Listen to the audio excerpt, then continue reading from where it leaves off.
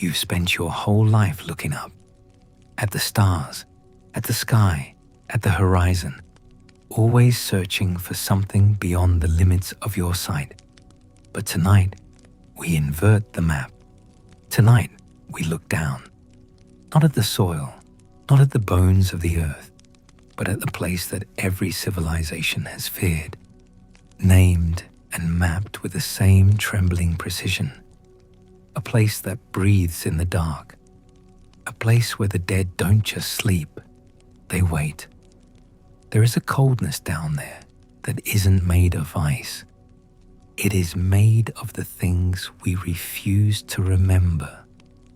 Are you ready to see what's written on the other side of existence? Welcome back. We are going somewhere difficult tonight. Stay with me. The world beneath the world.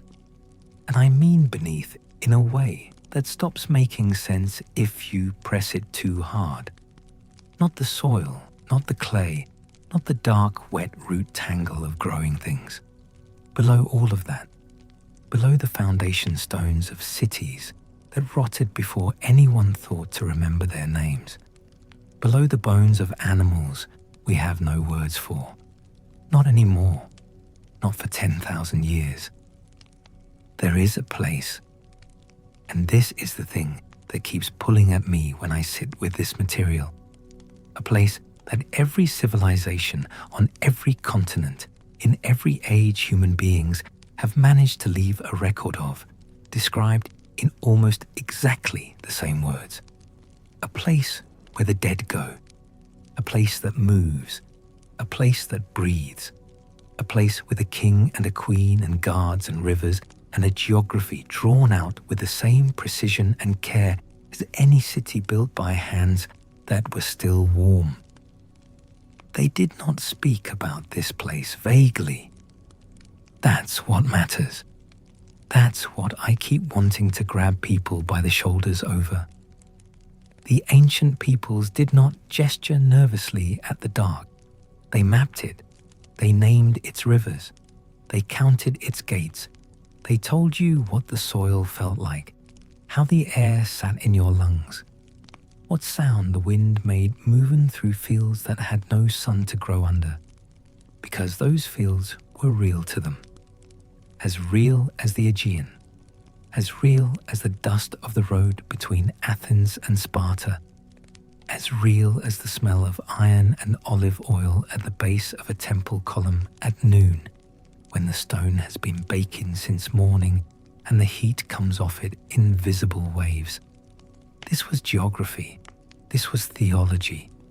This was the most important map any human being could own, because every single human being, king, slave, philosopher, farmer, child, soldier, was going to need it. Everyone. No border stopped you. No wealth bought exemption. No God handed out passes. You were going. The only question the ancients bothered asking was, do you know the way? Here is what most people have been told. They've been told the underworld of ancient myth was punishment, a dark mirror, a system of cosmic justice with older costumes. They've been told Tartarus meant hell, that Hades was some kind of demon, that the dead shuffled in permanent darkness as the universe's way of apologizing for the fact that living things have to die. They've been told the myths were simple, moral, wrapped up clean. They are wrong. Before the punishment, there was the path. Before the judges, the rivers.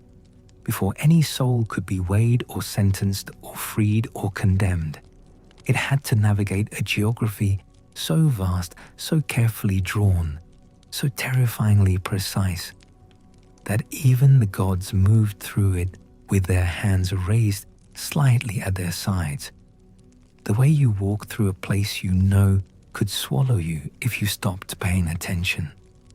The dead did not fall. They traveled. Tonight we go into the real architecture of the ancient underworld. The rivers that unmade memory and the rivers that held it intact. The ferryman who never looked away. the three-headed dog who did not sleep, the judges who made no mistakes, the queen who had every opportunity to leave and chose to stay, and the one law that held all of it together, a law older than the gods, a law that Zeus did not break. And I want to be precise here, not because he couldn't, but because breaking it would have ended the structure that made his own power meaningful. Not the end of human life, the end of the agreement between the living and the dead that kept everything from collapsing into itself like a fire that has run out of air. Before there was an underworld, there was chaos. The Greek word chaos. And I want to be careful with this because it's so easy to reach for the wrong frame. Chaos did not mean noise or disorder or the feeling of a Tuesday that's gotten away from you.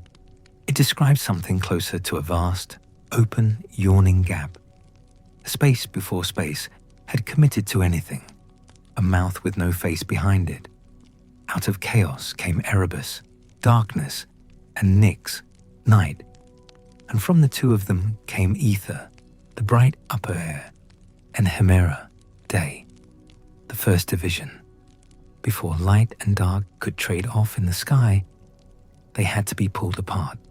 And where Erebus settled, where darkness found its permanent address, that was the foundation beneath everything that followed, the root of the underworld, a cosmological fact. The universe needed a below before it could have an above.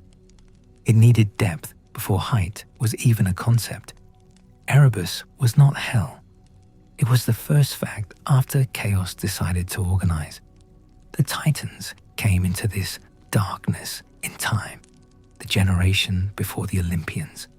They ruled an age the Greeks called the Golden Age, when humans existed without grief, close to the gods, fed by the earth without needing to farm, warm without fire.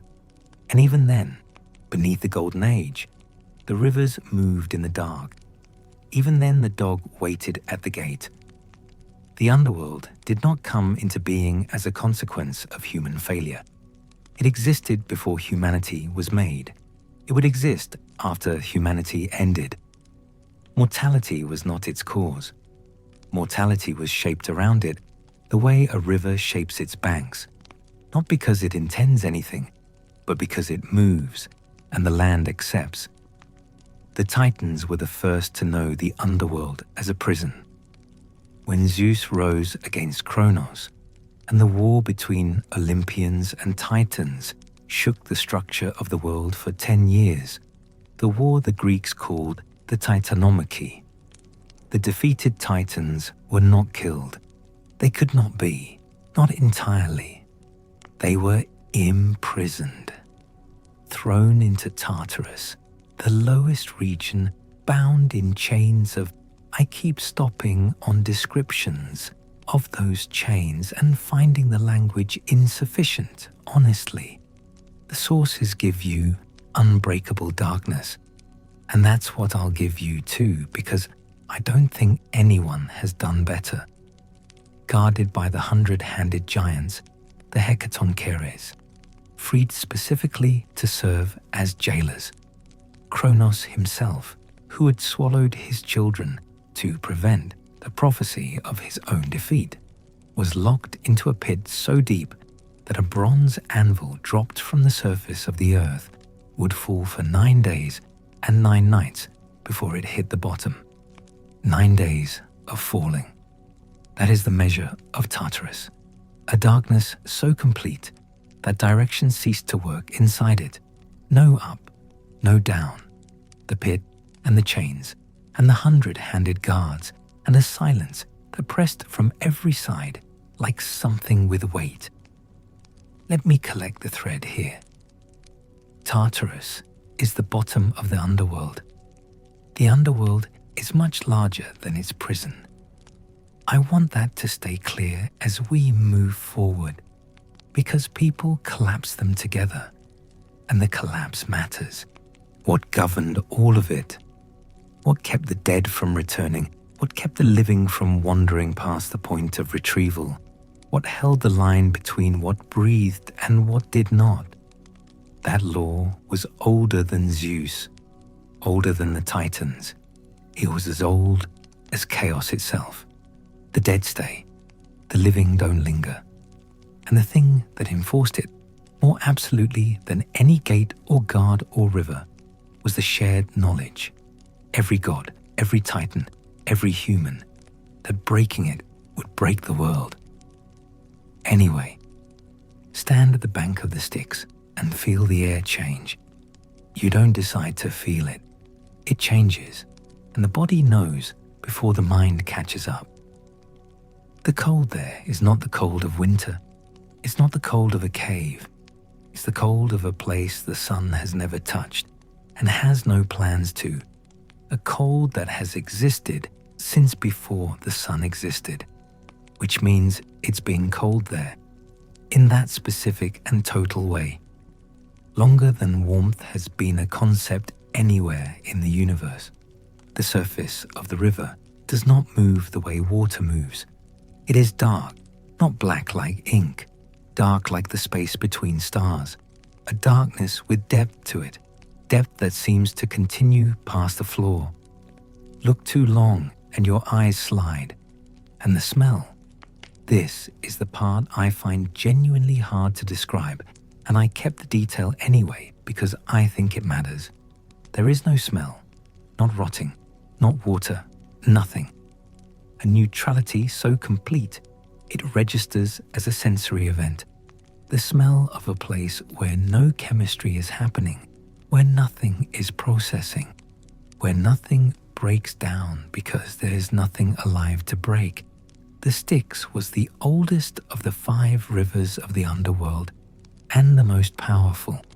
Its name meant hateful. Not hateful as in someone feels hatred.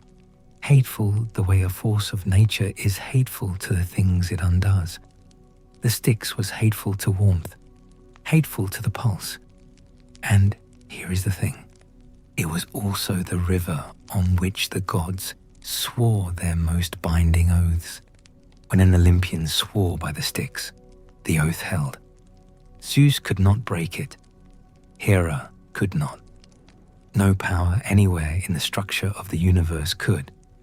A god who swore by the Styx and broke the oath, cut off from ambrosia and nectar for a full year, forced into a coma-like stupor, breathless, voiceless, lying still.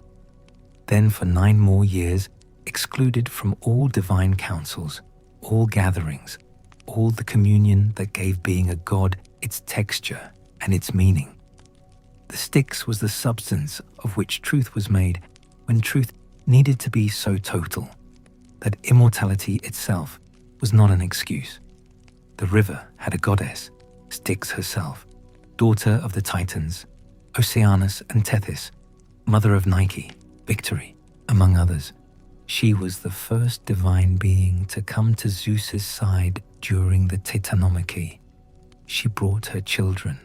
She committed early, when commitment still carried risk.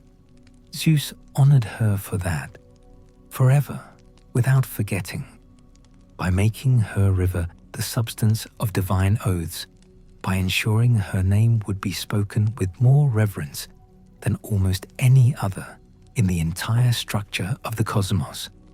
Her cave dripped with silver.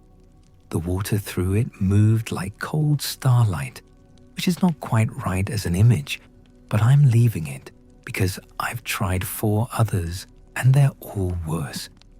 Even the gods who came to swear at her banks came carefully, quietly, with the posture of those who know they are standing in the presence of something that is not impressed by divinity.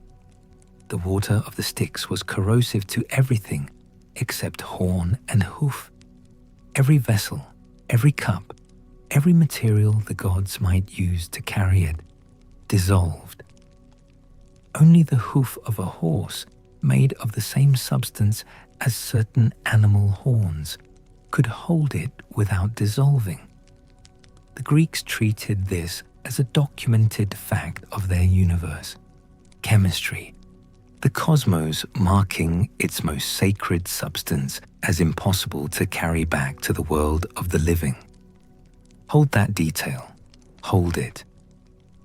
There is a story attached to it, and the story runs straight through the most famous warrior in all of Greek mythology, straight through the border between living and dead, straight through the paradox that sits at the center of every hero's existence. Achilles, son of the sea nymph Thetis. His mother carried him to the Styx when he was an infant, and she held him by the heel, one hand, one point of contact, and she submerged him. And when she pulled him back out, he was almost impossible to kill. The water had touched every part of him except the heel she gripped, and that heel became the one place death could enter, the one gap, the one point where the greatest warrior of the age was still continuous with the river that hated life. I keep thinking about that image, and I'm not entirely sure why it matters to me as much as it does, but it does. A mother holding her child over dark water, trying to keep him safe from mortality by pressing him as close to death as she can reach. You can't protect a mortal thing from death. The best available move is to make the gap smaller. The gap stays. The heel is always the heel. Beside the Styx, feeding into it, the river Acheron, the river of woe. This was the river the newly dead reached first. The crossing river. On its bank, the shades gathered, and the Greek word for shade, in the original, means something close to image or reflection, a copy of the person without the weight. The shade of Achilles had his face and his height and the particular quality of his silence, but it had no heat. It could speak, but the speech arrived without breath behind it, without the warmth that breath carries in a living throat. Shades were, this is the part I find genuinely difficult to describe, and I've tried several angles on it. They were like what remains of a person in the people who loved them. Precise, detailed, terrifyingly accurate, missing the one thing, the one irreducible thing. On the bank, they waited for the ferry. Charon was old the way geology is old. The Romans drew him ragged and filthy, wild-eyed, beard past the point of meaning. The Greeks drew him differently, vigorous and terrible, efficient the way something gets when it has performed one task so long that the task and the thing performing it are no longer separable. He did not speak to the souls he ferried. He accepted a coin, one obol, the smallest denomination of Greek currency, placed on the tongue or the eye by family before burial. And he took the souls who had it. The souls who didn't have the coin stayed on the bank. They could not cross. They waited 100 years on the grey shore, and the waiting was its own category of existence, a not quite afterlife at the threshold of the actual afterlife, while presumably their family realized the oversight and made it right, or while they simply waited, and the grey light of the Acheron was the only sky they had. The obol was small. Most families could find it. The very poor found it because the alternative was what I just described: to wash the body, wrap it, place it properly, and leave the coin under the tongue on the eye. This was one of the most serious acts of care available to the living on behalf of the dead. Charon extended no credit. Charon's schedule was not arranged around the grief of the bereaved. He came, he took who was ready, the ferry moved, and if you weren't prepared, then the bank was yours for a century. Let me pause here, because I want to make sure this lands before we move. Charon was a worker. That's the thing that gets lost. He performed a necessary function with absolute consistency, and the function was genuinely necessary. If the dead accumulated on the bank, the border became porous, souls pressing backward toward the living world, the two halves bleeding into each other. The crossing was not punishment. It was the mechanism by which the universe maintained the distinction between what breathed and what didn't. Charon's ferry was a door. Doors open one way. There was exactly one living human being who ever made Charon stop, turn his ferry around, and listen. Orpheus. And what he did, what caused Charon's hand to pause on the oar for the first time in the history of the universe, what caused the grey surface of the Acheron to still, what caused the souls already aboard the ferry to turn and look back, was play his lyre. He played, that's all. He stood on the bank and played. And the souls on the ferry turned, which matters enormously because the dead do not look back. Looking back is a function of longing, and longing requires a future, and the dead are definitionally without futures. But Orpheus's music gave them a future for a moment, gave them the sensation of something worth orienting toward, and Charon wept.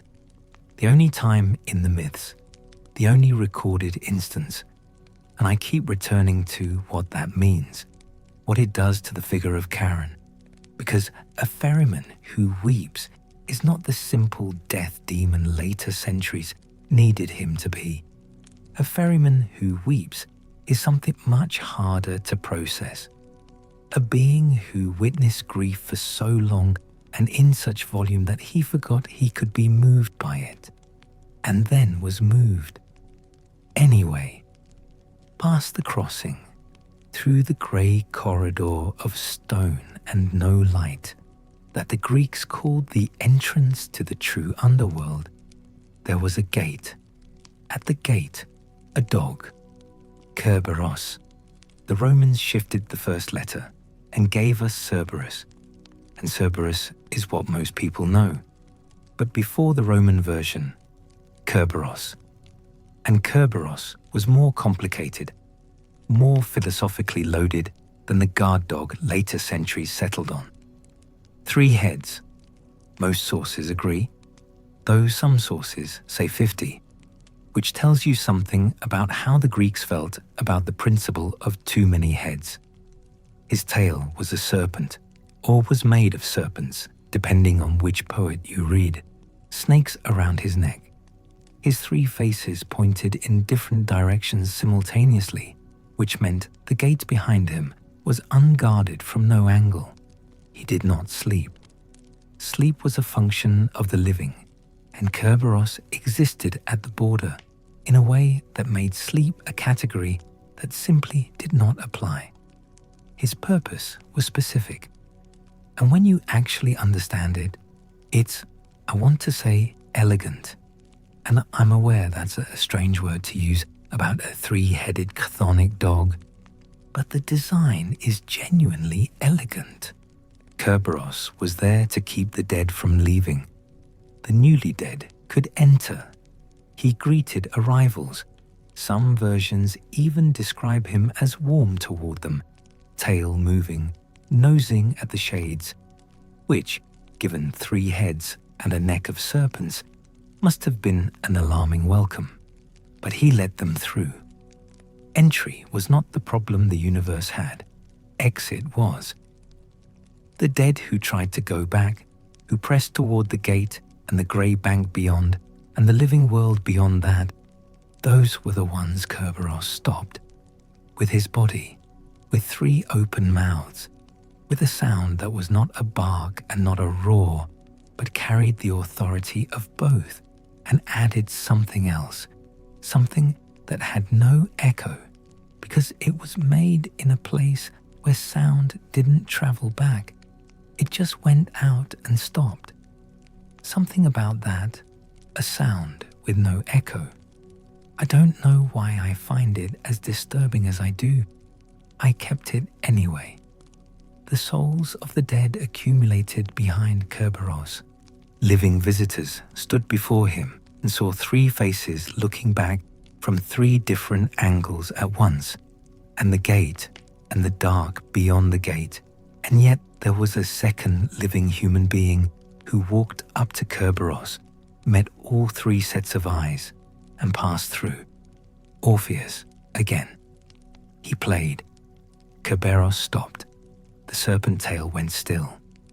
The 3 heads, each independently alert, each oriented toward its own sector of the space around the gate, each running its own continuous assessment of the threshold it guarded, turned one by one toward the sound, and Cerberus sat down. Some versions say he fell asleep, the first sleep of his entire existence, brought on by music, by grief made into vibration, by the specific frequency of a man who loved someone so completely that the love itself, passed through strings, was enough to do what nothing else in the universe had managed: put the sleepless guardian of the dead to sleep. I've read this detail probably 40 times, and it still does something to me I can't fully account for.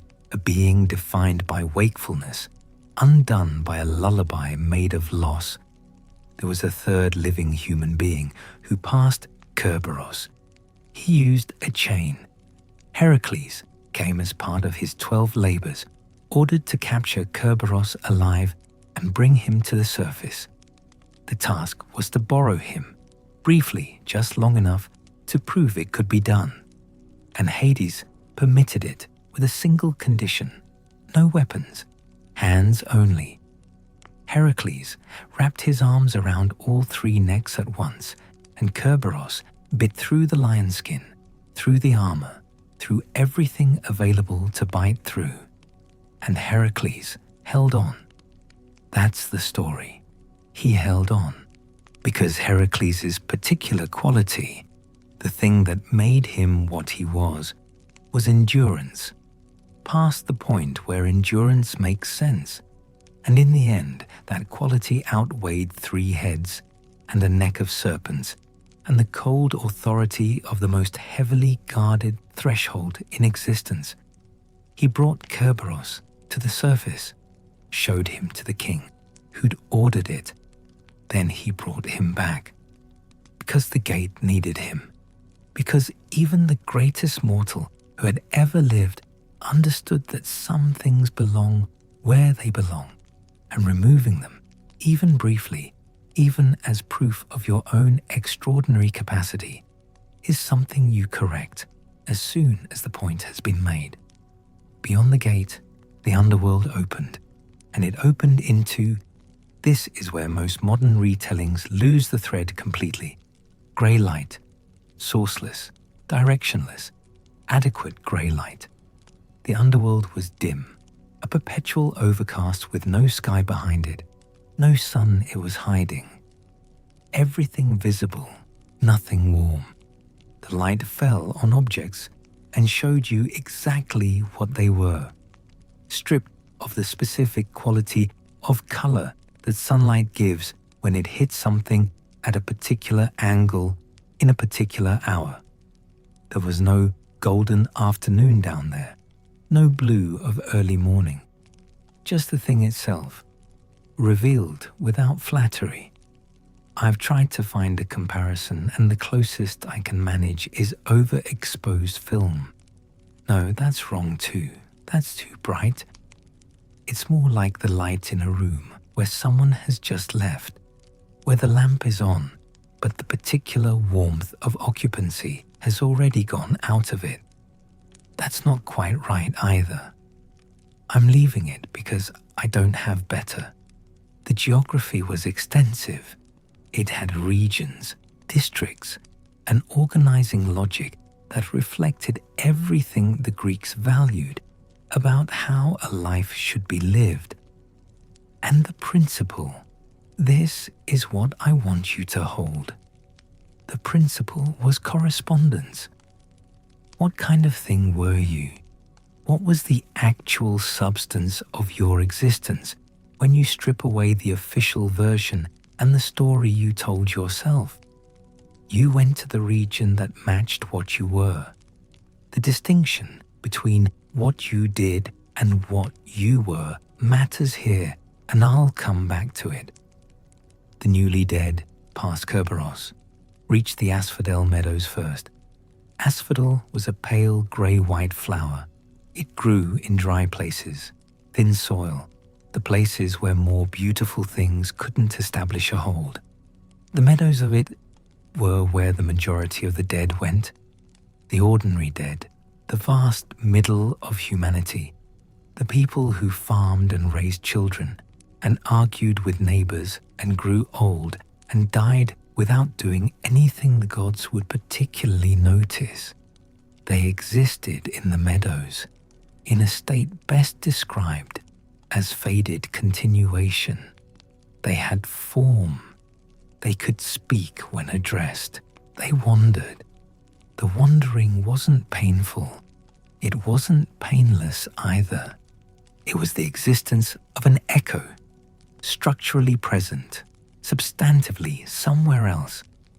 I need to pause here because the next part is the part I find most genuinely strange, and I want to arrive at it without rushing.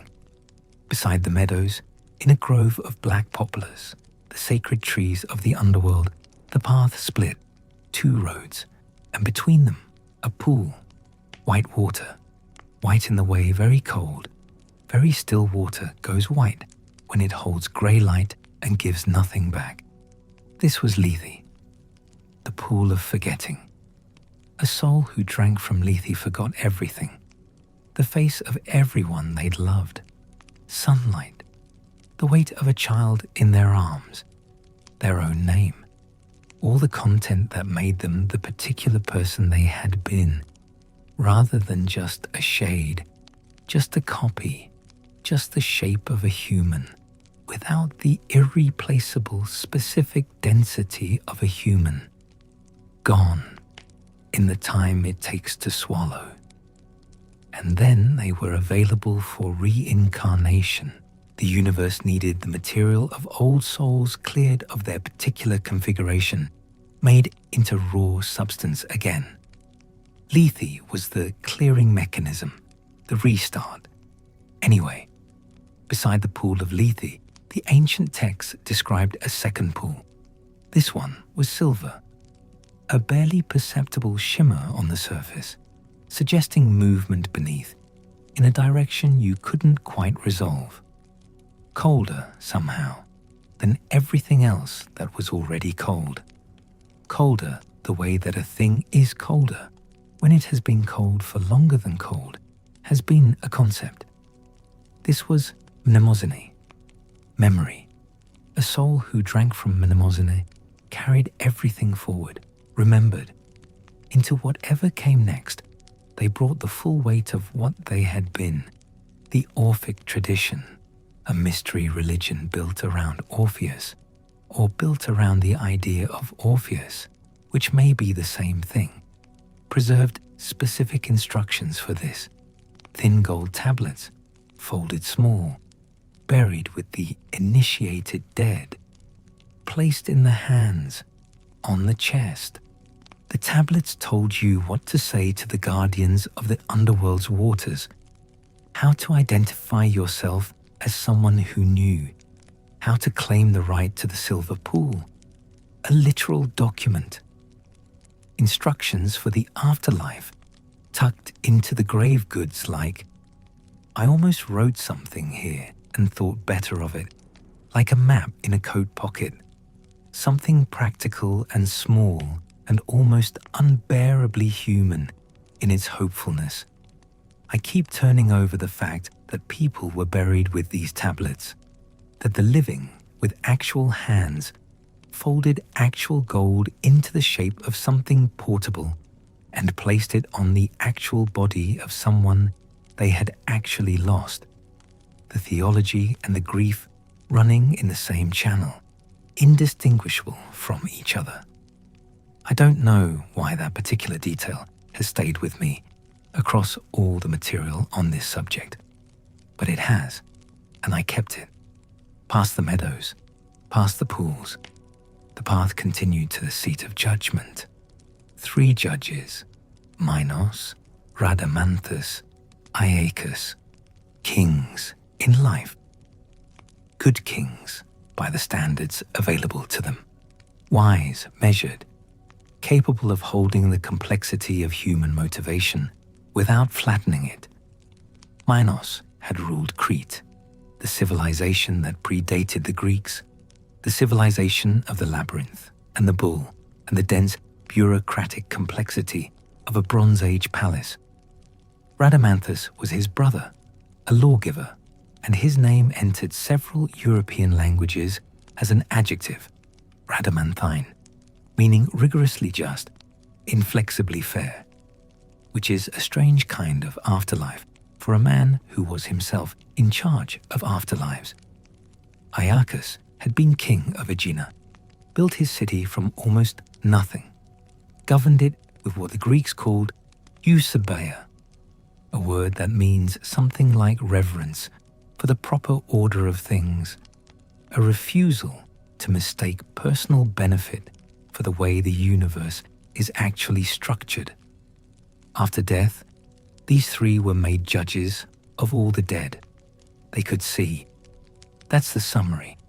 They could hold a human life in their minds, the full span of it, all its specific weight and its particular contradictions, and find the truth of it, the actual truth.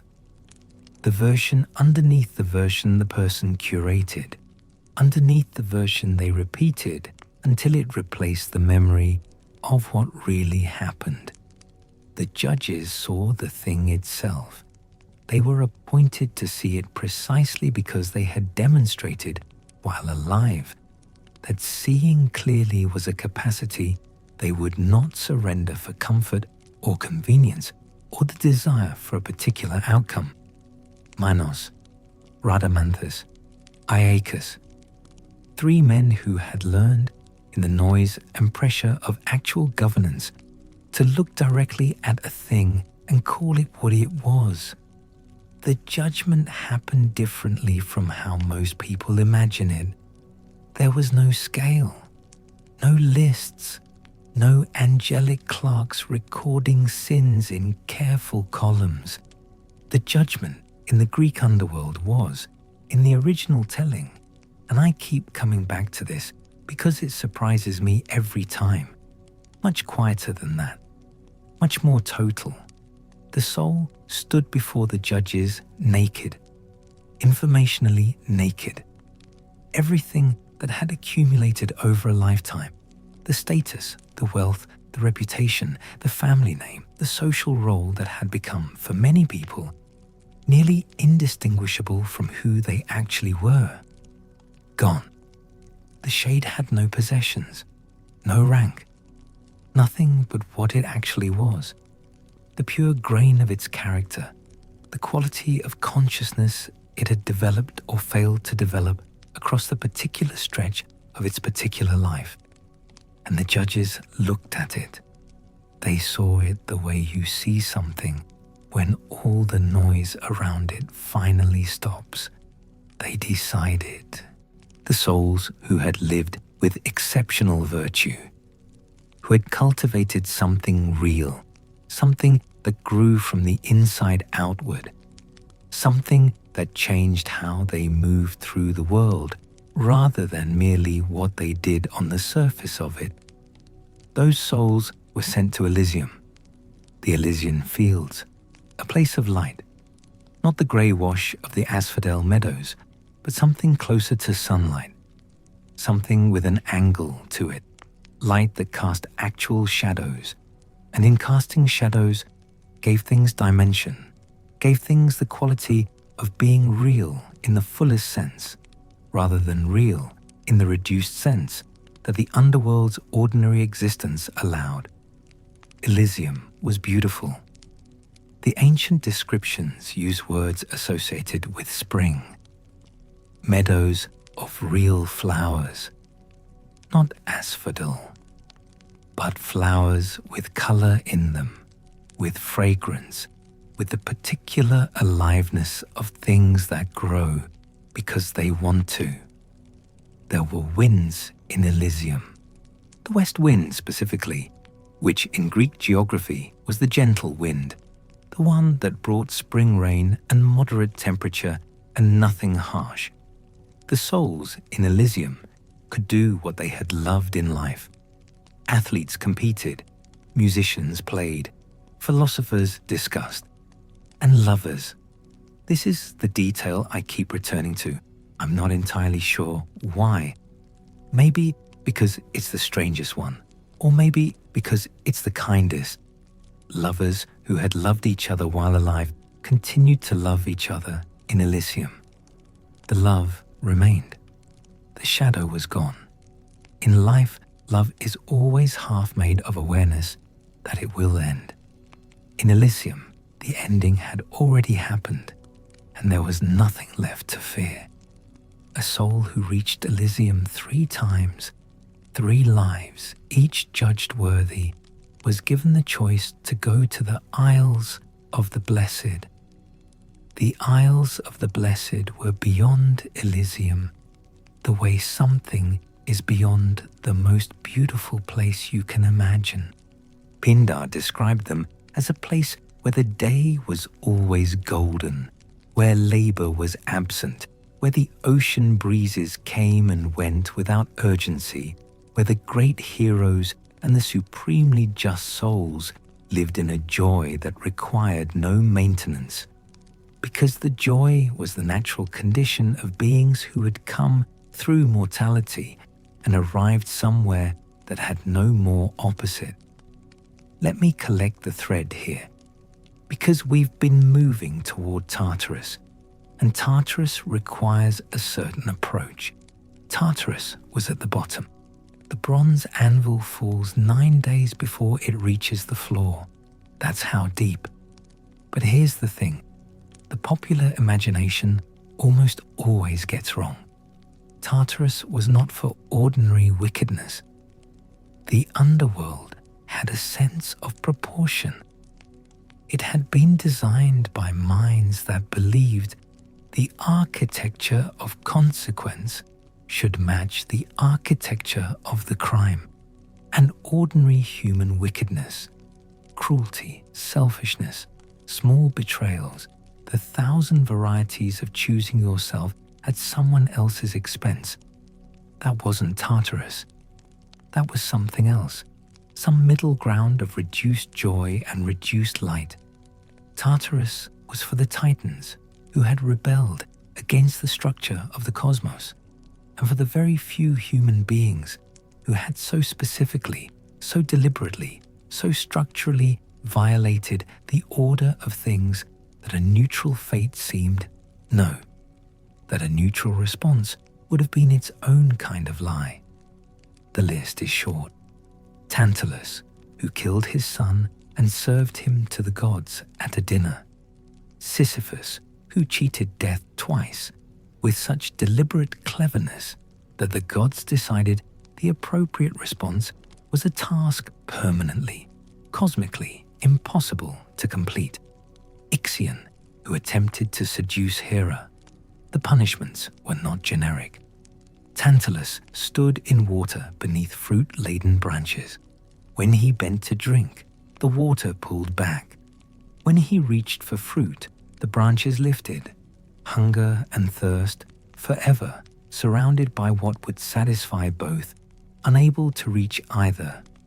Sisyphus rolled the boulder up the hill. It rolled back. He rolled it up. The boulder's nature was that it would always roll back. Sisyphus's nature was that he would always roll it up. The meeting of those two natures was the punishment, not external, not imposed from outside, but the natural result of who he was, extended to infinity. Ixion was bound to a spinning wheel of fire. The Greeks emphasized the spinning, the perpetual motion, the wheel, not the flame. Anyway, these punishments tell you something about how the Greeks understood genuine wickedness. The worst thing a human could do was violate the structure of the world. Tantalus violated the contract between host and guest, between father and child, between humans and gods, all simultaneously and in a single act. Sisyphus violated the contract between the living and the dead, the most fundamental contract, and did it deliberately, twice with intelligence and intention. Ixion violated the sacred person of the Queen of the Gods inside the house of her husband. Each crime was structural. Each punishment was a structural response. The message, if I'm reading it right, and I think I am, was, you damaged the architecture of the universe, and the architecture of the universe will reflect that damage back at you, perfectly, precisely, for as long as the universe lasts. There is a moment in the story of Orpheus that most people know.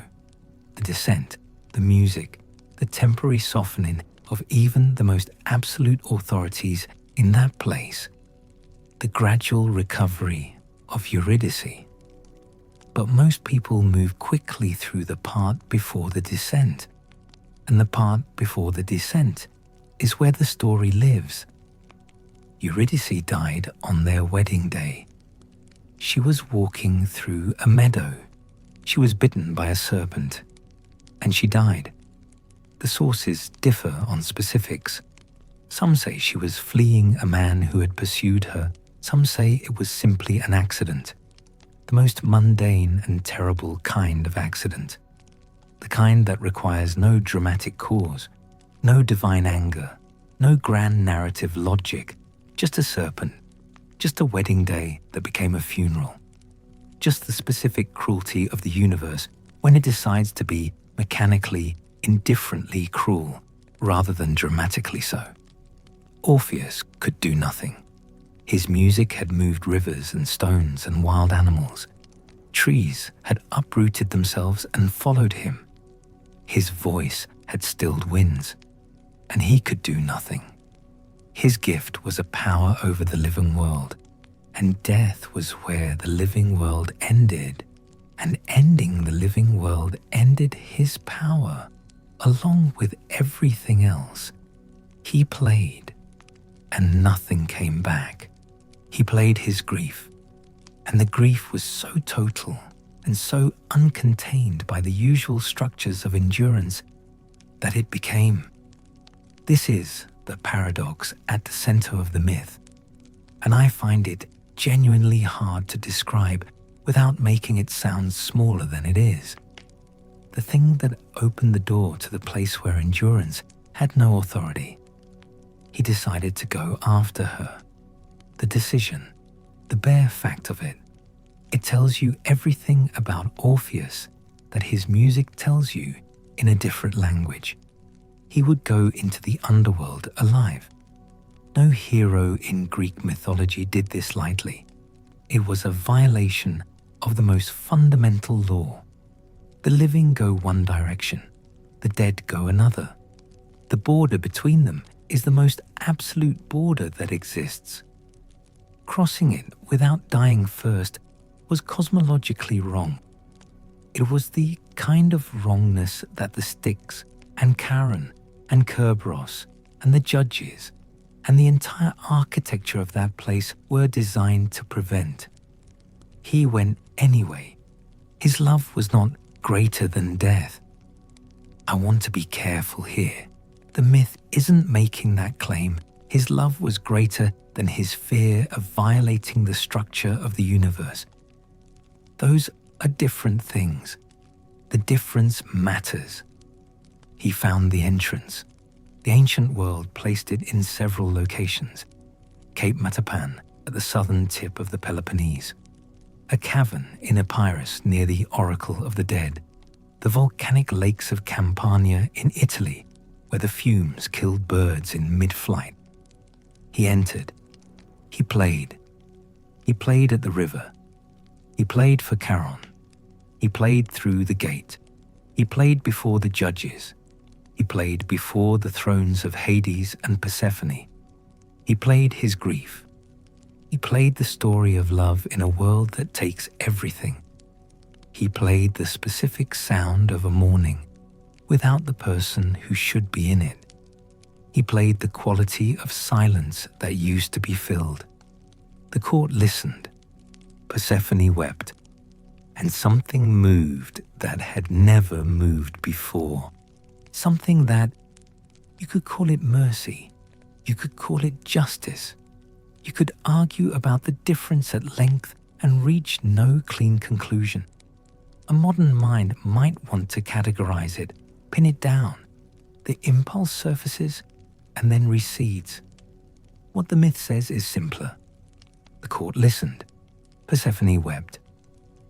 The thing that had always been fixed shifted, briefly, once. They said he could take her back. One condition. He knew the condition. He looked back. The sources don't fully explain why. They can't, because Orpheus couldn't. Maybe he doubted. Maybe the silence behind him was indistinguishable from the silence of an empty tunnel. Maybe the condition was impossible from the start. Designed to be impossible, the way certain things are designed to break us, not out of cruelty, but because breaking us is the only honest response to what we're asking. Maybe love at a certain pitch cannot walk forward without turning. Eurydice went back. Orpheus returned to the world. He played. The music was different after. The ancient sources struggle to say how. Different in the way that things are different when they contain an absence that has a specific shape, a specific weight, a specific name. He played it anyway. He played. Hades said yes.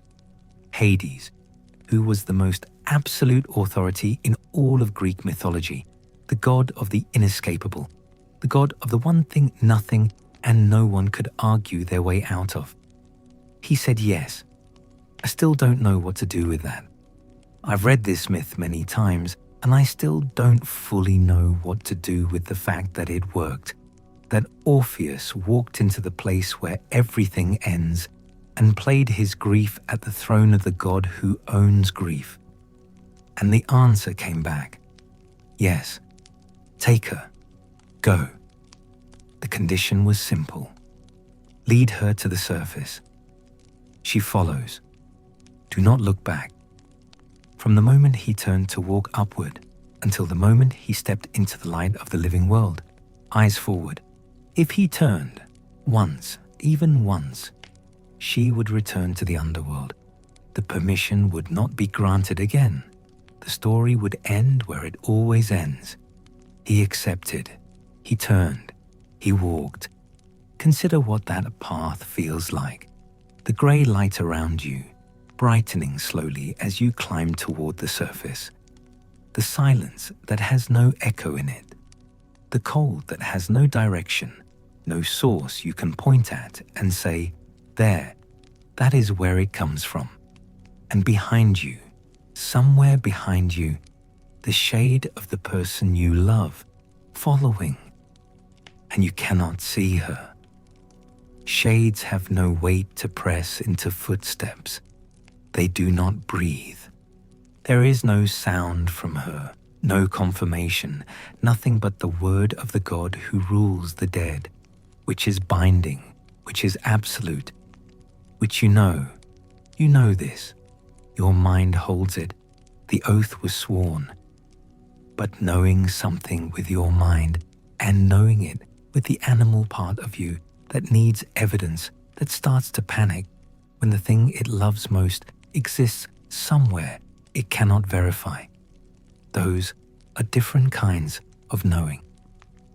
And the path is long, and the silence is complete. The light is beginning, just beginning, to change, to take on direction, to suggest a source, to become the actual irreplaceable light of the living world pressing towards him from above. The animal part won. He turned. She was there, exactly behind him, following with the only faithfulness available to the dead, the faithfulness of continuing to move in the direction they were pointed. She was there, and as he saw her, she was already going back, not with any dramatic force, no wind, no visible dissolution, no sound of departure, simply receding, the way a reflection recedes when the surface that held it is removed, gently, absolutely. And the last thing, the very last thing, was that she looked at him. The look was not accusatory. It carried no blame in it. It was just itself. The look of seeing the person you love for the last time and having nothing left to do but look. Why did he turn? Every retelling offers an answer. Doubt. The specific human inability to hold the most important things without reaching to confirm them. The confirmation being the thing that releases them. The impossibility of faith in an environment so designed against faith. All of these are true, and none of them are complete. The complete answer is something simpler. He turned because he was made of the material that turns, made of the material that needs to see in order to believe. His love was not insufficient. The universe was punishing nothing. He was made of flesh, and flesh asks constantly, in 1,000 ways, every day of its existence, are you there? Are you still there? The question love asks because love knows in its most honest place that the answer will not always be yes. I need to pause here. This is the center of the myth, and I want to be careful with it. The temptation is to explain it, to resolve it into a lesson, to make the turning mean something clean. It doesn't mean something clean. It means something true. There were others who made the descent alive. Aeneas, Trojan by birth, son of Anchises and Aphrodite, a prince of a city that was on fire when his story begins. He carried his elderly father out of Troy on his back, led his son by the hand, walked through the gates of a burning city, and kept walking for a decade. Storms, strange coastlines, the sustained hostility of Hera, who had hated Troy and transferred the hatred to its survivors as gods sometimes transfer things completely without remainder. Eventually, Italy. Eventually, an oracle pressing on him with the weight of destiny. Go into the underworld. His dead father had something to show him. His guide was the Cumean Sibyl, prophetess, ancient beyond reasonable measure. She had asked Apollo for as many years as the grains of sand she held in her fist, and he gave it, and she forgot to ask for youth alongside the years, and so she kept aging. By the time Aeneas found her, she was mostly voice, mostly the accumulated weight of having lived long enough that patterns become visible the way a landscape structure becomes visible only from height. She led him through the entrance at Avernus. No birds flew there. The fumes killed whatever came close. She led him past the vestibule of the underworld, where grief and anxiety and disease and old age had been given form, given residence right at the threshold, as if to say, these are the things that make death imaginable, the things that make dying feel already partially begun. She led him past Cerberus, who she put to sleep with a honey cake, not music, a sedative. Aeneas was a soldier. He understood that sometimes the problem requires pragmatism, and I find myself. This is one of those moments where I notice I'm lingering. I find myself unreasonably fond of that detail, the honey cake, the sheer practical flatness of it compared to Orpheus and his lyre. Different men, different doors, past the shore of the Acheron. The unburied dead gathered here, unable to cross, waiting there 100 years. And Aeneas recognized someone, Palinurus, his helmsman. He had fallen overboard during the journey. No burial, no rites, no crossing. He asked to be taken across. The Sibyl refused. The rules held even for men Aeneas had sailed with, men who had died in his service. But she told Palinurus that the people near where he drowned would eventually bury him, would honor him, would give him the rites. His wait would end. She gave him information in place of the thing itself. A small mercy. The particular small mercy of a future. Anyway, the fields of mourning came next, and this is the part that moves fastest in the telling and slowest in the imagining. The souls of those who died of unrequited love wandered here in myrtle groves.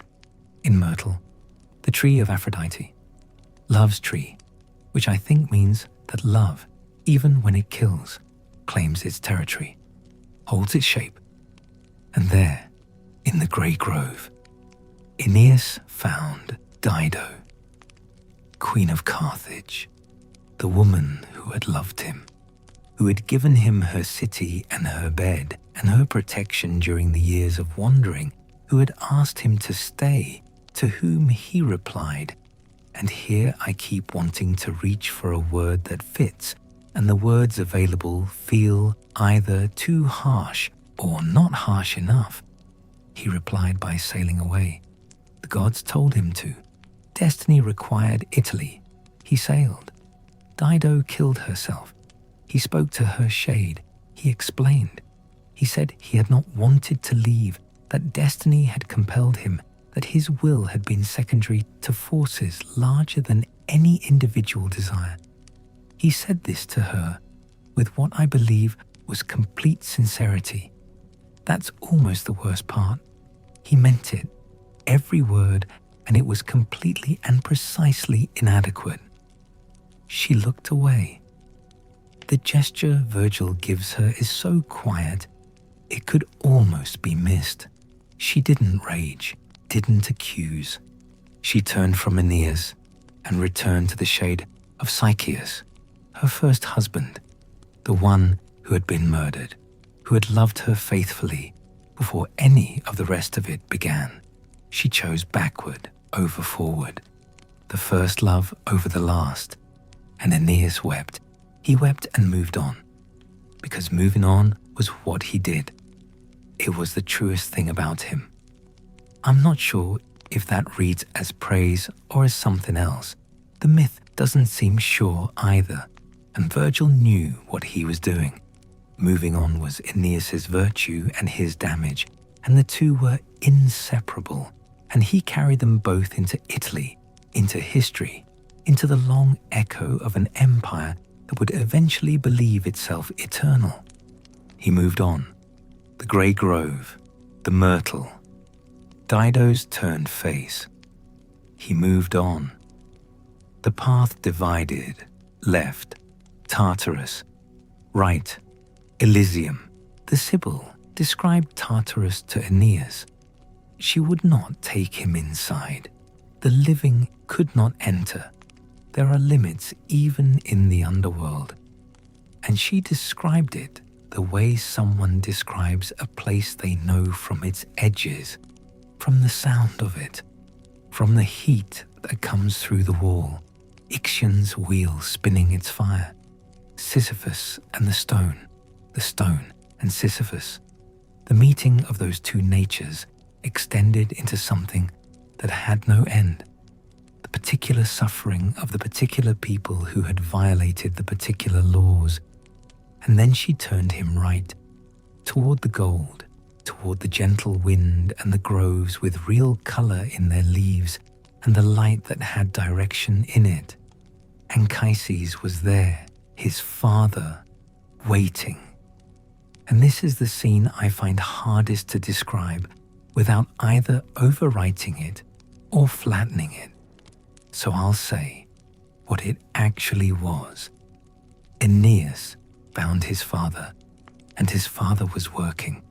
He was standing at the edge of the river Lethe, the river of forgetting, watching souls drink from it, watching them forget, watching them prepare to return to the living world, counting them, identifying them. He was looking at the future of Rome, the souls that would go back and build the civilization that Aeneas was crossing the world to found. And he was cataloguing them the way I want a comparison, and the ones I reach for feel wrong, like trying to describe a color by describing a different color, the way someone studies a map before a long journey, not because they don't trust the path, but because the knowing matters, because understanding where you're going before you go is itself a form of love. He showed Aeneas the procession, the kings and generals and founders of institutions, all the souls waiting at Lethe's bank, the future crowding the edge of the forgetting river. He showed his son what the wandering had been for, what the sacrifice of Troy and Dido and a decade of homelessness was building toward. Then he sent him back to the gate of ivory, one of two gates in Virgil's telling, the gate of horn through which true visions pass, the gate of ivory through which false ones do, and Virgil sends Aeneas out through ivory to the gate of false visions after showing him everything that was presented as true. Scholars have been arguing about this for 2,000 years.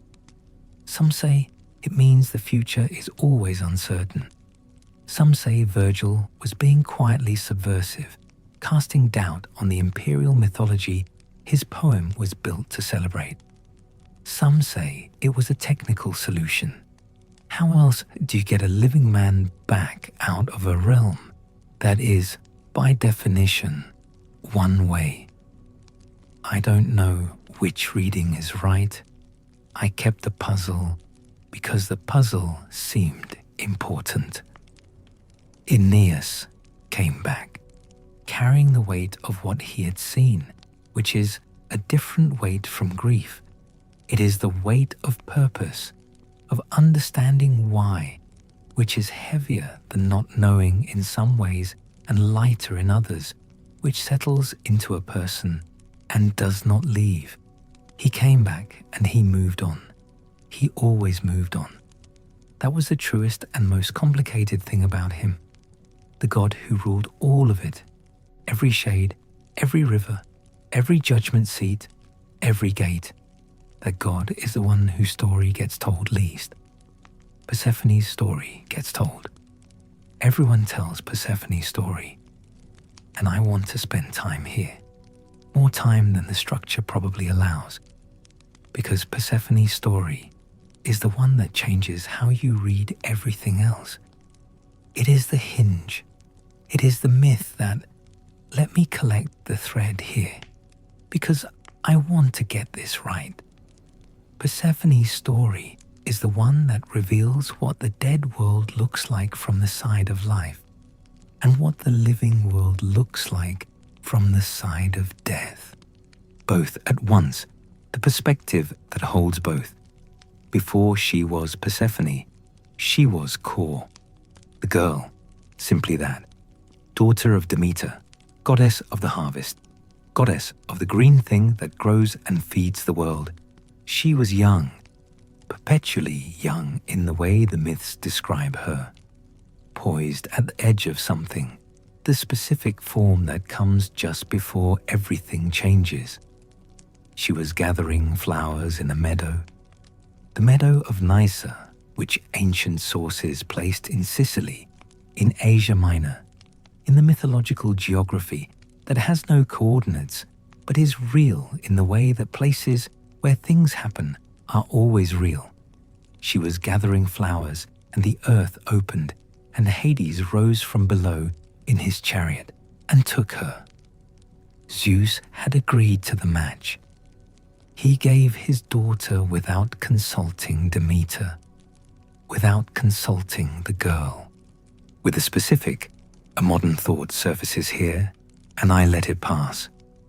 With the authority of a divine patriarch who believed his decisions were correct by virtue of being his.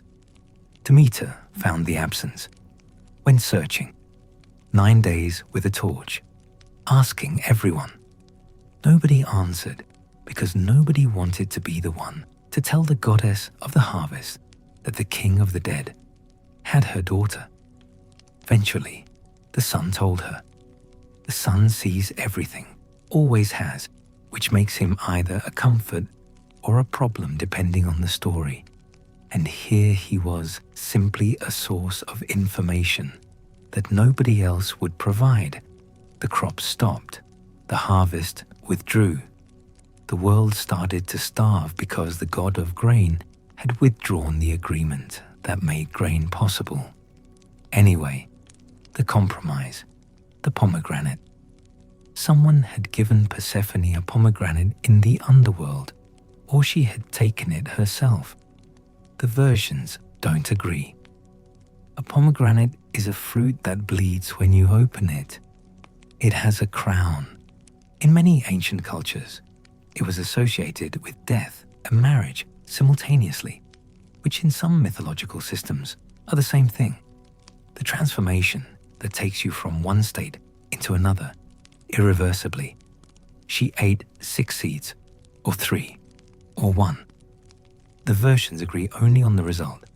She was bound to both worlds now, a foot in each, a root in each, given who her mother was. The seasons, 6 months in the underworld, beside Hades.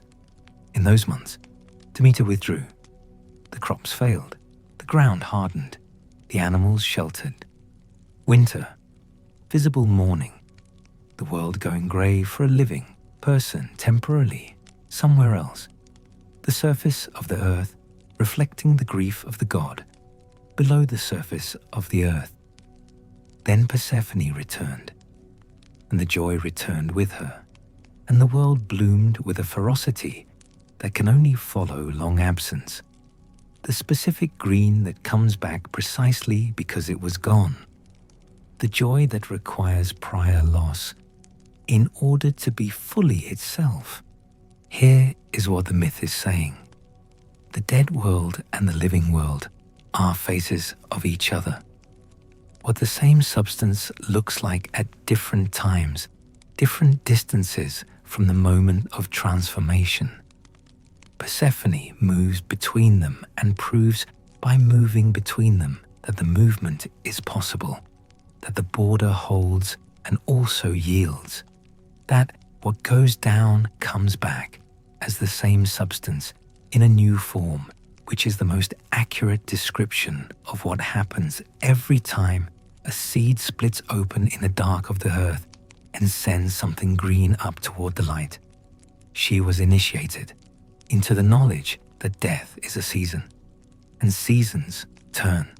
So there, Hades himself, the king who rose from the earth in a chariot, and took a girl and made her a queen, and sat on a throne of black iron in the depths of the world beneath the world.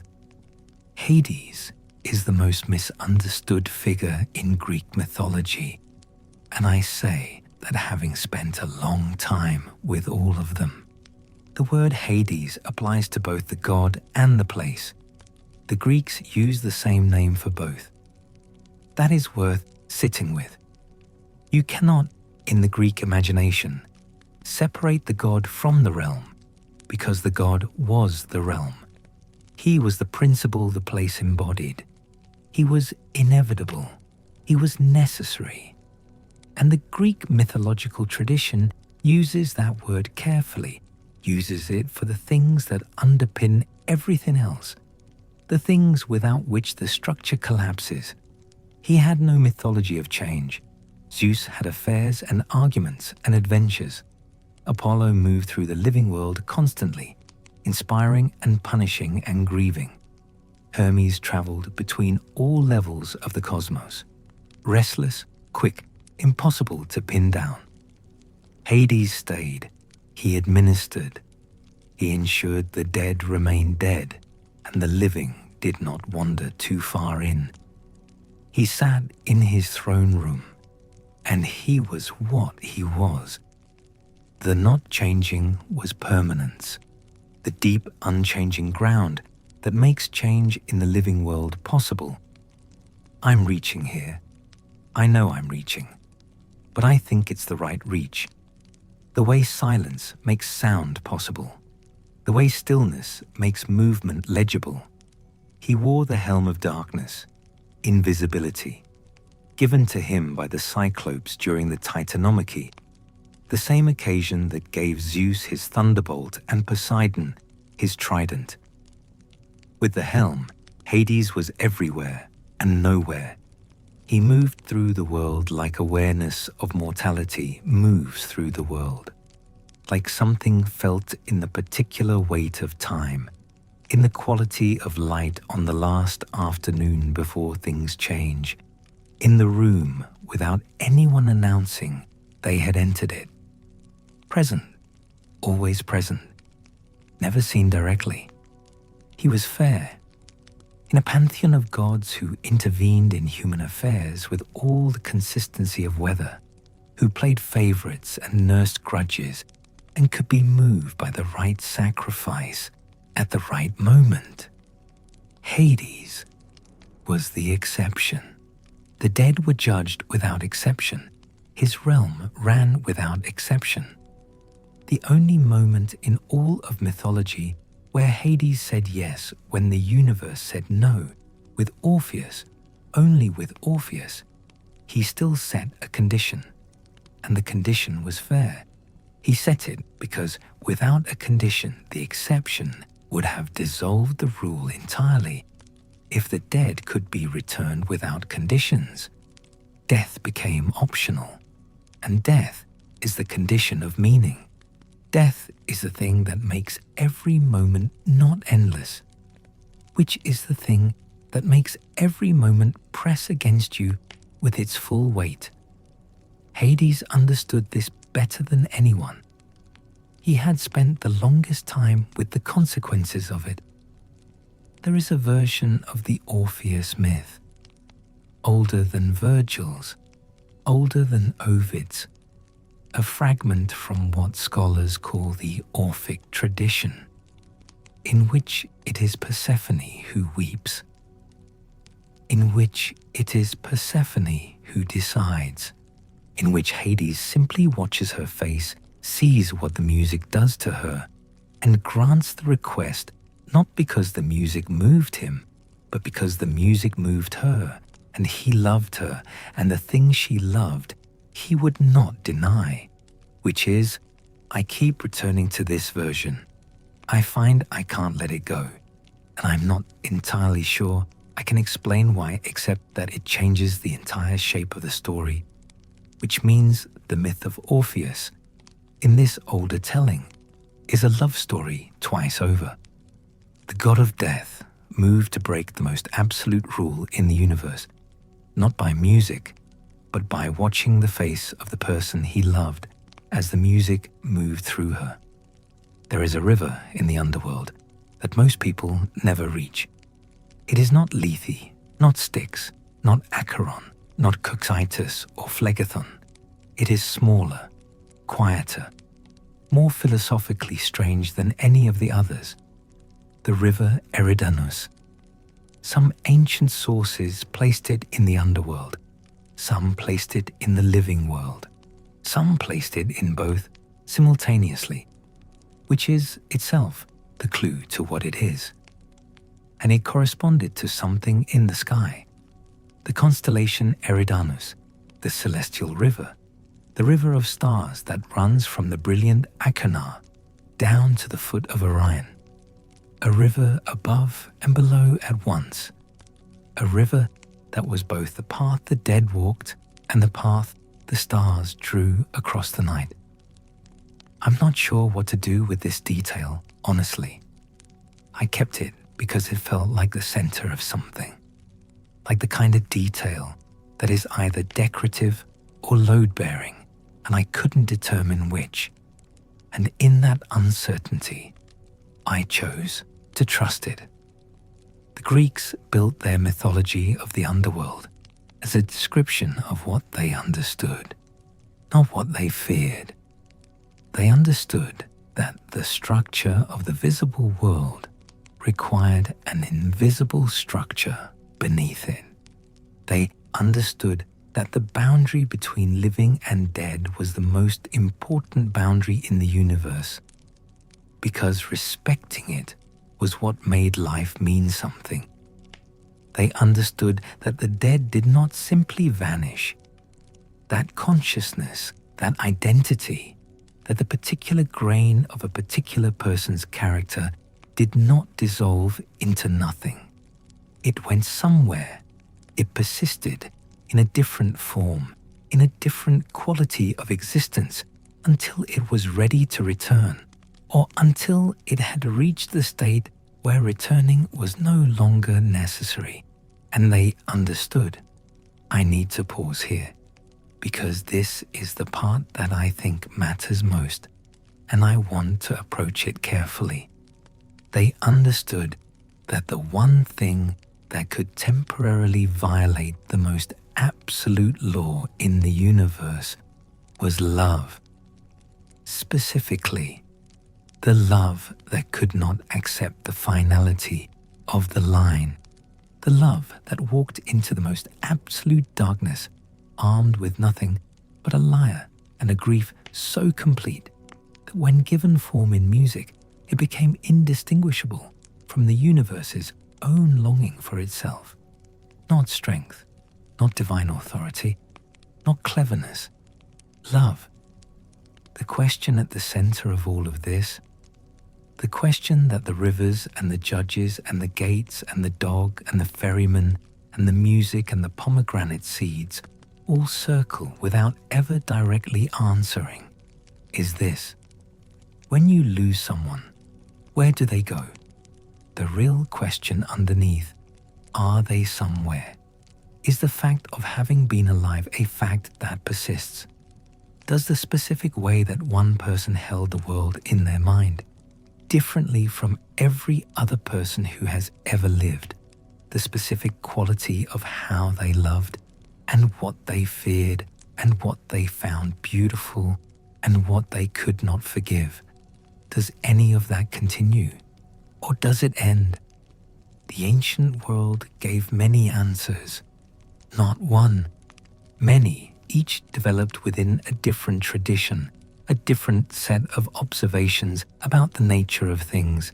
Egyptian, Mesopotamian, Norse, Vedic, the traditions of the ancient Americas, each arrived separately at its own geography of the dead. But across all of them, one thing held. The dead were somewhere. They had structure.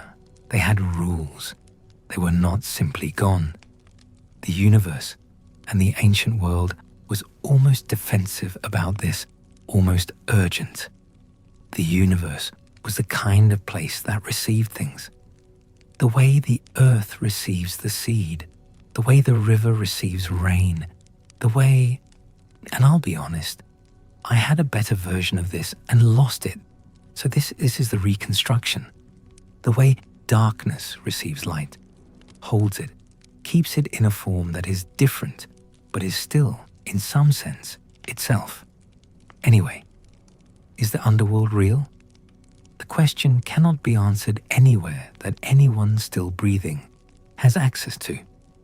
What can be said is that the question matters, that asking where the dead go is the fundamental question, that all other questions about how to live depend, at their root, on the answer to what living is for, and what living is for depends on whether life is the only thing there is, or the visible phase of something larger.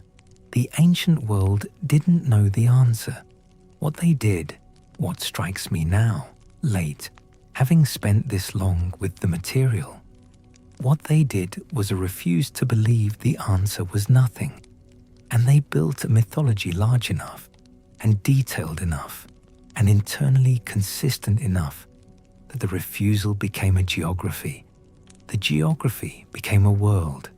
The world, in being mapped and named and described, became real in the only way that matters for the living.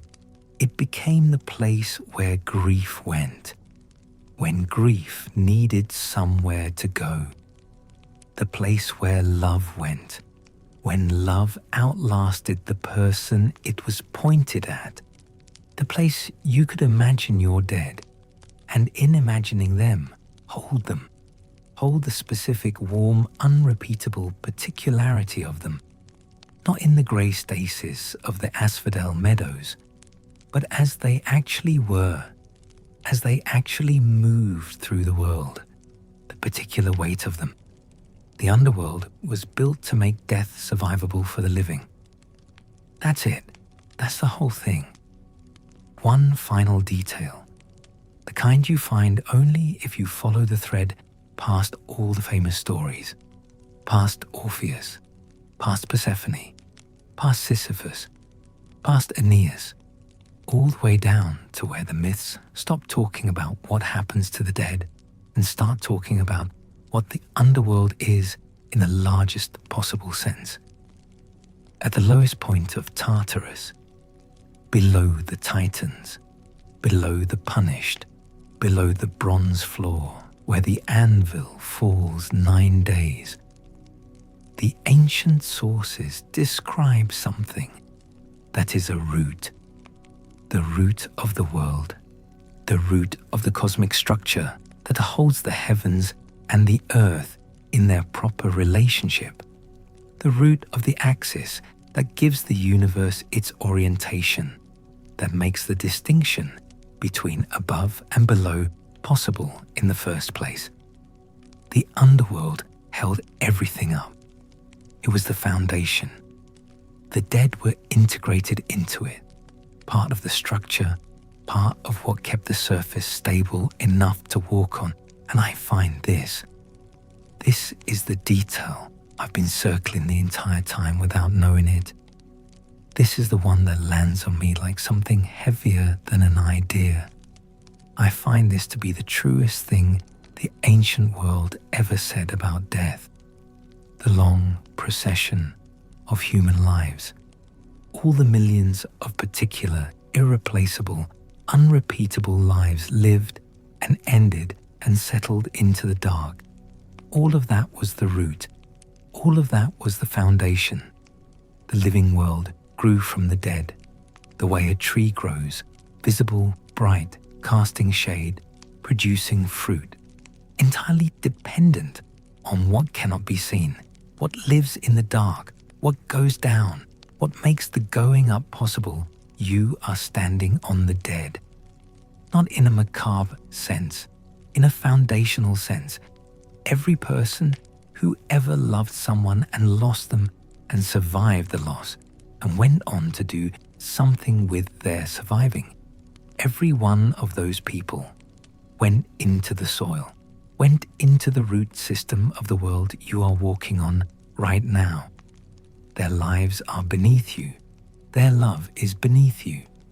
The particular quality of their particular consciousness, the specific way they held the world, the specific way they wept or laughed or were silent in the particular style of their silence, all of that is beneath you, in the root, in the dark, in the place that holds you up. The underworld was built to be true, or as true as something can be, when it is constructed from grief and wonder, and the specific human need to make the enormous things imaginable by giving them geography. It was built so that the question, where did they go, had somewhere to point. The answer was down, into the structure, into the foundation, into the root that holds everything that grows. The grey light is softening now. The Asphodel Meadows are behind you. Charon's ferry is a dark shape on the Acheron.